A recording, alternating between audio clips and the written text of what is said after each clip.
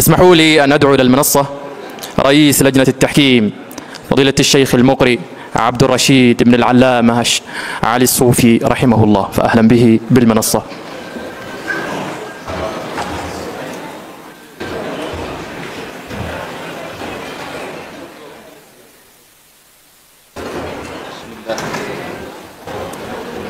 السلام عليكم ورحمة الله وبركاته. حمدا لله وصلاة وسلاما على سيدنا رسول الله صلى الله عليه وعلى آله وأصحابه وبارك وسلم تسليما كثيرا. ورضي الله عن أئمتنا وساداتنا الذين نقلوا لنا القرآن عذبا وسلسلا، ونسأل الله أن يلحقنا بالصالحين وبالقراء العاملين. وصيتي لنفسي ولجميع الحاضرين، خصوصا إخوتي وأبنائي المتسابقين وأخواتي الكريمات الحافظات وجميع الحاضرين في هذا المجلس ومن يشاهدنا، وصيتي لنفسي ولهم جميعا أن نلتزم ونلزم كتاب الله، وأن نصحبه، وأن نكون من أهل القرآن بالخصال الثلاث: عمل للسان، وعمل للجنان، وعمل للأبدان. أما عمل اللسان فحسن تلاوته وإجادته في مخارجه وصفاته على الوجه الذي أنزله الله على نبينا محمد صلى الله عليه وسلم. وأما عمل الجنان وهو القلب فتدبره وتفهمه والتوقف عند وعده ووعيده وتذكير ربنا بآلائه ونعمه. من يصاحب القرآن ويتلوه يكون مع الله، لأن الله يكلمه تارة، يكلمه عن أصل خلقتك يا إنسان، أنك مهما تكن ذا مقام وشرف ومآل فما كنت يوما إلا حفنة من تراب، ثم نطفة من هذا الماء المختلف بين أهل العلم في نجاسته وطهارته، ثم العلقة، ثم المضغة، ثم جنينا صغيرا في بطن أمك لا أحد يعلم بك ولا أحد يعرفك. هذا ما أشار إليه ربنا بقوله: هو أعلم بكم إذ أنشأكم من الأرض وإذ أنتم أجنة في بطون أمهاتكم فلا تزكوا أنفسكم هو أعلم بمن اتقى. فهكذا تارة يكلمك عن بدئك، وتارة يكلمك عن نهايتك، وأنك يوما ما ستنتقل إليه وتخرج من هذه الدنيا، ثم يكون أمرك بين يدي الله تعالى. ثم اليوم الأعظم الذي لا مرية فيه ولا شك فيه، غدا مشكوك فيه، وبعد غد مشكوك فيه، ويوم الخميس القادم مشكوك فيه، والجمعة الجاية مشكوك فيها، والسنة الجاية والخمسين الجايين، هذا كله مشكوك فيه. الذي لا شك فيه هو يوم القيامة، وعد الله. أنا أقول مشكوك فيها لأن الله ممكن ينهي العالم في أقل، وما أمر الساعة إلا كلمح البصر أو هو أقرب. لكن اليوم الذي لا شك فيه وذاك اليوم الذي نخرج من قبورنا عراة لا ثياب لنا، حفاة لا نعال لنا، نساق إلى ربنا، ينادى باسمك فلان ابن فلان، طبعا بدون لقب، لا شيخ ولا دكتور ولا وزير ولا ملك ولا فلان، فلان ابن فلان ابن فلان، فلن تفجأ إلا وقد اختطفتك الملائكة وغيبوك في نور عرش الله كالبذج ولد الضأن ترتعد فرائسك.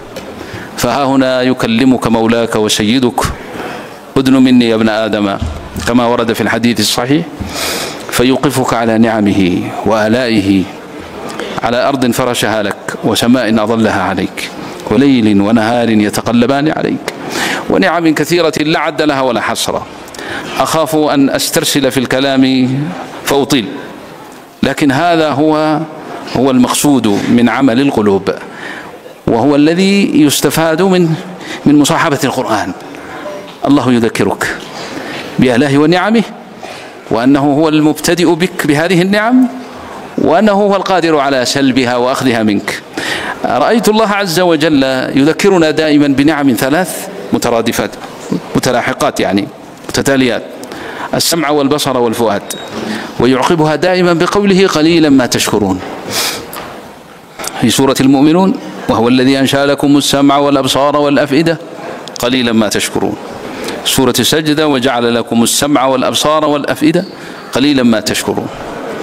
سورة الملك: وهو الذي قل هو الذي أنشأكم وجعل لكم السمع والأبصار والأفئدة قليلا ما تشكرون. سورة الأنعام ذكر أنه قادر على سلبها بعد عطائه: قل أرأيتم إن أخذ الله سمعكم وأبصاركم وختم على قلوبكم من إله غير الله يأتيكم به. وهكذا، فأنت تعيش مع الله تذكيرا لنعمه، وتعيش مع الله يذكرك بمصيرك، وأنه ما خلقك لهذه الدنيا الفانية الحقيرة. أنا أقول حقيرة لأنها محتقرة عنده، لأنها لا تساوي عنده شيء. نعم، وإنما خلقك لملكه ولجواره ولمكان تكون فيه ملكا. أنت تكون ملك، أيتها البنت المرأة تكون ملكة، الرجل يكون ملك. أدنى ملك يعني الملك في الجنة من له مثل الدنيا 10 مرات. والكلام في هذا كثير. عمل الأبدان تابع لما سبق. أحسننا القرآن بألسنتنا وتدبرناه بأفئدتنا، فلا بد أن أركاننا وجسمنا يكون مطابقا لكلام الله. سمعك وبصرك يكون مقيدا بأحكام الله. فهذه وصيتي لإخواني، خاصة من الله عليه بجمع القرآن في قلبه بالقراءات. مقامك عظيم جدا. كلمة بسيطة عن اللجنة وعن التحكيم وعن المتسابقين. هو حقيقة هذه المسابقة، وإخوتي ومشايخي الكرام الذين كانوا معي في اللجنة يعني يؤيدوني في هذا، أنها كانت متعبة جدا في التمييز بين القراء. أنا أسميهم قراء الذين جاءوا إلى هذه المنصة. كلهم كانوا حفظة متقنين مميزين، ولكن جعلت الدنيا بهذا الضيق. المكان الذي لا ضيق فيه هو الجنة. الدنيا كلها ضيقة. إن وجدوا شيئا لواحد لا يجدون للكل. مساكين أهل الدنيا. فلذلك جعل الفائز الأول لكن أنا من قرارة نفسي أقول لكم كلكم فائزون. ولو قبل مني الجرنال في هذا اليوم أقول له اكتفي بهذا وقل كلكم فائزون والسلام عليكم بدون أي حاجة وبدون أي جائزة، لأن جائزتكم عند الله أعظم وأجل وأكبر. لكن الذي استفيد أو استفدنا جميعا هو هذا اللقاء الطيب المبارك، واللقاء الأخوي، وهذه الجلسات التي استمتعنا بها وأمتعنا الله بها مما يعني حفنا به من ملائكته والسكينة، وأن الله سبحانه وتعالى كان يذكرنا عنده. فهنيئا لكم جميعا، والشكر موصول إلى مؤسسة أنصار السنة، وعلى رأسها أخينا الفاضل الشيخ عبد الرزاق المشهور بالجرنال جير، فبارك الله فيه وأكرمه الله، وكل أعوانه وإخوانه وجميع الشباب الفتية الطيبين الذين قاموا باستضافة هذه الجائزة أحسن مقام، ويعني جزاهم الله خيرا وبارك فيهم. وندعو لهم جميعا، وندعو لكم جميعا ولكل الحاضرين. اللهم اغفر لنا ولوالدينا وللمسلمين أجمعين. نسألك يا الله يا كريم يا ذا الجلال والإكرام بأسمائك الحسنى وصفاتك العلى أن تطهر قلوبنا من النفاق، وأعمالنا من الرياء، وألسنتنا من الكذب، وعيوننا من الخيانة. كما نسألك يا الله يا كريم أن تغفر لنا ولوالدينا ولكل الحاضرين، وأن تشفي كل مريض من المسلمين ومريضة. اللهم إن جدبا وقحطا في مشارق هذه البلاد ومغاربها وخاصة إخواننا في الصومال في كل مكان يشتكون من القحط والجدب. اللهم إن خزائن الرحمة بيدك، نسألك بما دللت بالجود على نفسك إذ قلت وهو الذي ينزل الغيث من بعد ما قنطوا وينشر رحمته أن تنزل عليهم الغيث يا رب العالمين. اللهم أنزل علينا الغيث ولا تجعلنا من القانطين، وأنزل مع الغيث الهداية والتوفيق والمحبة والمودة يا رب العالمين، إنك على كل شيء قدير. اجعلنا من أهل القرآن أهلك وخاصتك يا رب العالمين. بارك في من قاموا في هذه المسابقة ودعموها وكل من أسدى فيها ولو كلمة، بارك الله فيهم جميعا. كما ندعو لولدنا خالد دعاله ووليد عبد إسماعيل، ندعو لهم إن شاء الله تعالى بالشفاء العاجل إن شاء الله تبارك وتعالى. وصلى الله على سيدنا محمد وعلى آله وصحبه أجمعين. أدبا إنكم هذين يا أمان ولا الله كان يسوي يمد وزيرك خير الله سيو شكري سيمان توبه هلو على تنلوجلي هذا وابا شوف هذا إنه على نبالك اللوجلي أبا كي كقرح مضنبه قلت بشتك أجمل من بشتي. هذا كرم الدكتور المفاجئ يعني، وحقيقة مفاجئ إنه ليمد أنه هذا البان ماشي كوي الناس يسوون فعل بليمد مركو نوع إكرامي وزير كان بركيسن أنت أنا كيني بوليش أتاجن مال كستو خير كله هيو القرآن كله هيو ذكر إله له هيو وهم هذيننا دولتنا وهم هذيننا وانشاء إن بدنا وانشاء يعني ودولتها سوا وين دولتها عرفتها تلاحظانه مالكي أدونك وحكي استيله شيء ويرتحي من هير قليشو انت لو كلا يصير مؤتمر كسوس عضو كلا كمان كنا نميل شو تماد لقيه اللي ماي علاف كلا يكون مشغول شيء هنا حوله كلا هي كل جيران مركز دولة إن إلهي ونوسه لي ومقرنا إنشاء الحمد لله وأكون هذيننا وأنا أدعينا وطنك إن إلهي بركيه أمني شيء إلهي أسقو أنت المسلمين تأهين إلهي وحن كبرينا إن باب الإسلام إلهي وفر الباب كإسلام كالله وفره كل جود إن مسلمين نقدان إلهي وحبكم مسلمين الله كديو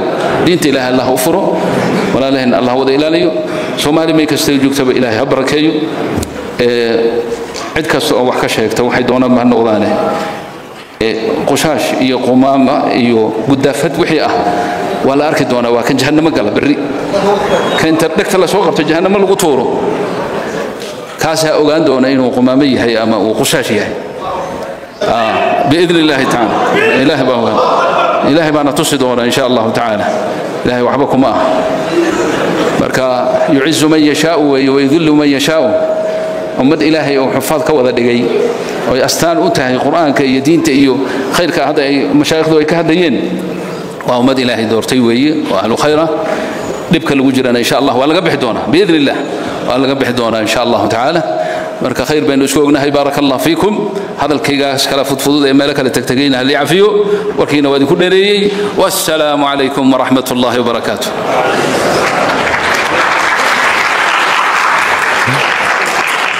وعليكم السلام ورحمة الله وبركاته. فضيلة الشيخ عبد الرشيد وأمهد علينا كلمة قيمها بدن ومالها بدن تابت